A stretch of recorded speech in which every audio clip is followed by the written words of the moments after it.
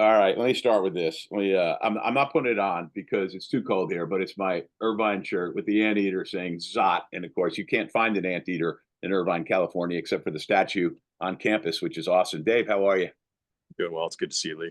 Man, your team must be fabulous. You've lost two sets this year, and they were both in the same match. Yeah, we're playing pretty clean right now. It is early, but we were interviewed up at Stanford this last weekend, and the play-by-play gal that Naya that used to actually play at University of Illinois with my wife's younger sister, and played for Kevin Hambley, who I worked for at Illinois. So just kind of that small volleyball world coming together. She had asked some questions about our team, and we have some freshmen on the court, but I'm kind of refusing to call our team young. I think just with the alchemy that exists in this game, the overall maturity level is pretty good. The younger guys just kind of fall in line behind these guys that are pretty seasoned in the league. So I've been impressed with our understanding of who we are right now. I don't know how good we are actually relative to the national field, but so far good enough for the matches that are behind us anyway. Yeah, unless David sells himself short about just being an assistant to Kevin Hambley. That year at Illinois, they went to the national championship and came this close to beating UCLA. So that was it's all about getting on the right train with the right people, Lee. And that was probably the last time you two shoveled snow. So yeah, a little bit, yeah. So how about there's so many things I want to ask you about men's college volleyball.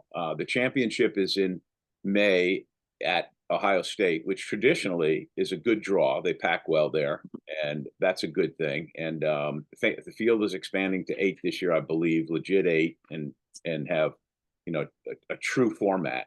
Yeah, my understanding is it will actually go to 9, and then what will happen is the 8 and 9 will play off-site, and then the 8 will go to Ohio State and play the NCAA rounds will be at Ohio State. Yeah.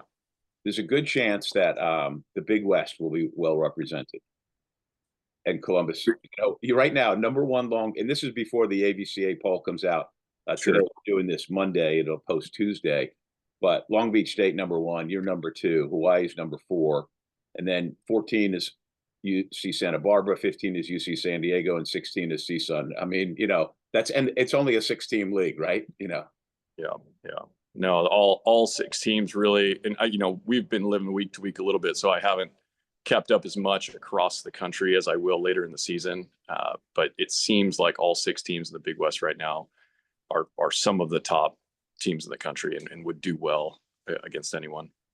So for anybody watching this the first time, in case you missed last week's inaugural 900 seconds, of course, the email is called 900 square feet, and I wanted to come up with something catchy for these video segments, and 900 seconds comes out to 15 minutes, which is good. It keeps us from going too long and keeps you from over babbling like I'm doing now. David Kniffin has been the coach at UC Irvine since you took over.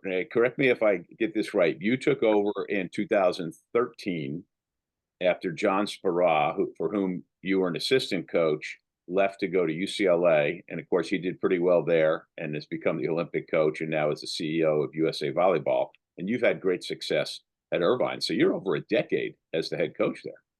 Yeah, that's right. Yeah, I was a student athlete here. Finished up my career here. Started at Loyola Marymount. They dropped the program. Did a junior college tour of duty. Did the time at UC Irvine my last 2 years. John was a first-year head coach my senior year. I played in Spain a couple of years and then came back as a full-time assistant for him for about 5 seasons. Illinois for a year, and then I guess 13 seasons here at UCI. Wow, you spent as the head coach. Yeah. A fair portion of your life then in that gym. Did I lose you? No, gotcha. Oh, okay. That wasn't a question. It was just a statement. Sometimes I'll have be interviewing somebody and they'll go, "Is that a question?" No, but say something. So your roster is most interesting, and I haven't watched you play, but I read the box scores every day and put something in a recap. And what impresses me the most is that Hilaire Heno, the senior, is spectacular, but he's not the only one. Nolan Flexen, which ought to make an all-name team of some kind, is having a great season. And then you've just got balance and talent, throughout. Yeah. we're definitely seeing some increased physicality around the country, and my roster is not the only one that's got it. But yeah, it seems like most of these teams that you're talking about have a couple big sticks with just clear international, future professional talent and physicality. And you named two of the guys on our roster that clearly fit that. Those are two guys that are in their final year that I think are intending to go play professionally, at least for a number of years. Yeah, I mean, Enno's a 6'8" outside. He's from France, which, the history there. I mean, the first year I saw your team in 2012, you had a pretty good French player roster. Yeah, Kevin Tilley. Yeah. It's and every one of those international stories is unique in how these kids get here. But yeah, Kevin was actually, little known fact, Kevin was actually our second Frenchman on the roster. We had a legitimate foreign exchange student in 2003, my senior year, Jerome Jamis Farou, who came in and served a pretty big time point in UC Irvine's first ever win at UCLA in 2003 in Poly Pavilion. And he is actually our first iconic Frenchman. But since then, it is neat. You get these international guys that have these great experiences. And sometimes the best recruiting is just an honest assessment of what it's like to live a day-to-day at a UC Irvine or, name your other school. So that certainly helps as we kind of look at how these other guys end up here. No, and if you've ever been to UC Irvine and you just walk around, it's an international community. I mean, it's very much so. But he's referring to Kevin Tilley, whose brother, you might remember, became a pretty good basketball player at Gonzaga, and whose dad, Laurent, who I met that first time and had a really great visit with him and wrote a story this summer in Paris at the Olympics. He coached the French Olympic team to he got out of coaching, but in Tokyo, the gold medal, and is a wonderful guy. But how did you get Henno? He came on our radar, reached out to us. I think he was, a few other schools were courting him. I think public information, he'd be happy to share this as well. But, it's when you're coming in internationally, there's a few hurdles to jump through academically. And I think some schools just got gun shy and faded away. We've had great success with international kids that come in. And, during that COVID era, especially, there was a lot of question marks around grades and fluency and those types of things. And I got to give Ilir a lot of credit. He put his head down. And once he knew there was a possibility to be admitted to a UC Irvine, he did everything in his power to jump over those necessary hurdles, both NCAA and academic admissions here at Irvine. And he's on track and has made the dean's list in his tenure here. And, it's great. He's a great player, but truly one of the all-time success stories for us, both academically and even just culturally speaking. If you kind of watch, for those that have been following his maturity and leadership from freshman year Ilir to senior year Ilir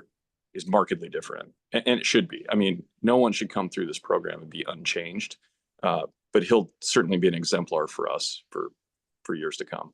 And he's also, I mean, it's early. Like we said, you haven't played a Big West match yet. And so it's really early, but he is the odds-on favorite to be the National Player of the Year. I mean, certainly these first 7 matches have been pretty stout. Sure. Yeah, if you go off historical data, I would say, I do think there's some pretty talented players out there. One who I haven't watched, Hawaii, and I don't know if you have, but they've got a 6'8" Bulgarian freshman opposite named Christian Titriski. The numbers that he's putting up are ridiculous too. I mean, and you talk to your point about how these kids come in as freshmen, especially some of the foreign players. Yeah. No, I mean, these are guys that you've got a few of them out there now. Ilir certainly grew up playing at a very young age and has played meaningful matches in international competition. And that's the case with a lot of these foreign guys that come in. They're not playing in the league for the first time in front of a big crowd in matches that matter. These guys have represented their country, gone through qualifying rounds where if they don't make it, they don't get invited to things like European championships. And so these guys have taken big time swings and big time moments. So they get into this environment and they are much more advanced than our domestic players, our US players. So I think, the impact of what we would call a true freshman, right? They're not really freshmen. I mean, as they come in, they are academically, but from a volleyball standpoint, they are thousands of meaningful reps ahead of most of our US players. Yeah, except on your particular roster, most of your impact players are American. And that includes Maxim Grigorov. Did I say it right? Got it. Who is from Walnut, California. So there you go. Yeah. Walnut Creek. Big difference. Yeah, played for the legendary Roger Worsley up there with Pack Rim. Yeah, and he was just one of those guys that, he probably doubled and tripled up on reps, because when you'd watch him play in club, he was literally playing every position on the court. Sometimes they'd have him in left front, siding out as an outside hitter, and then blocking in the middle for the next rotation. And then they'd switch to a 6-2 mid-match, and he would set and hit. Pretty fun. Let me ask you this, because again, it's early, and you told me, I've been in a bubble, but I don't care. I'm still going to bust you on it, and make you have to think about it a little bit. Have you looked at the field at all and see how the other teams are doing? And has anything jumped out at you? A little bit. I have not watched all the teams yet. I'm not able to keep up as some do. And but just looking at the numbers, I would say offensively, this could be an exceptional year of volleyball in men's volleyball. Just the offensive numbers this early in the year seem to be on kind of record-breaking pace. It's hard to tell in other areas how clean teams are playing, but there's a lot of firepower in the country right now, and that's, I think, where you're seeing some of these disruptions, and if you can call them upsets this early in the season. But I think that's what you're seeing. It's just every team has one or two guys that really can go off in a match. Yeah, not for you to have to bounce off of it, since this may be the only men's one of these we do for a little bit, with all the crazy things that are happening in volleyball right now. Sure. What jumps out at me is USC seems to finally be back. I mean, they're 8-0. The two teams that are 8-0 are them and number 1 Long Beach, who you of course will play twice. Yeah. And Penn State's grinding right now, really, really struggling, and I know they're going to be better. And sure. No, and what you're seeing, the behind the scenes on a lot of this is some of these teams are electing to play really tough schedules with compromised rosters right now, whether that's injuries or sickness. And Penn State has always played tough matches early in the year, and they seem to always be there at the end of the year too, whether that's qualifying through the EIVA tournament. Even a USC, as you kind of look back on the years, they've always been dangerous. And if you kind of go through their schedule, they're always picking off top opponents. It's just the consistency of it. And some of that can be injury related. Historically, we don't have the depth of polished volleyball players on the men's side that might be different from the women's side. Your A team's your A team in either side of that. But the difference, I think, in the men's game historically has been your top teams in the country are still taking chances on really raw, underdeveloped athletes, student athletes that, are 6'8", but started playing volleyball in their junior year of high school. And so you don't see the fruits of their development until their 4th or 5th year if they're redshirting. And in the women's game, you're not seeing those types of players on the top rosters. You're seeing maybe players that aren't as good as your A team, but they're also very fundamentally sound if they're going to be on a top 50 roster in women's volleyball. So the swing between your A team and your B team in the men's game is very volatile. So historically, your quote unquote top teams are susceptible to losing some matches. It drops dramatically. Well, 900 seconds is almost up. So you've avoided a couple of big issues. No, let me just finish up with your schedule. You go to Concordia on Saturday, and then next week you go back to back with the aforementioned USC. And then the week after that, or later that the next week, you go back to back with UCLA before you start conference play, and then into the breather at Hawaii for 2. Right. Yeah. So just a quick synopsis of what you got ahead in the next just 3 weeks. Yeah. Well, the quick and dirty on it, I say the same thing to guys who are interested in coming to Irvine to play. Don't come here to win. Come here to compete, because we're going to play a tough schedule, and that means we're going to take some damage along the way. It's good to catch up with you, and I'm personally glad to be able to do a little bit of men's volleyball here and keep up. I read every box score every day, but I'd be lying if I said I watch too much of it. So this is a great refresher. No, I love what you're doing, Lee, and I appreciate it. And I think there's a lot to be gained, for the men's game from the women's game, and from the women's game to the men's game. So, absolutely. And he's David Kniffin. Zot zot.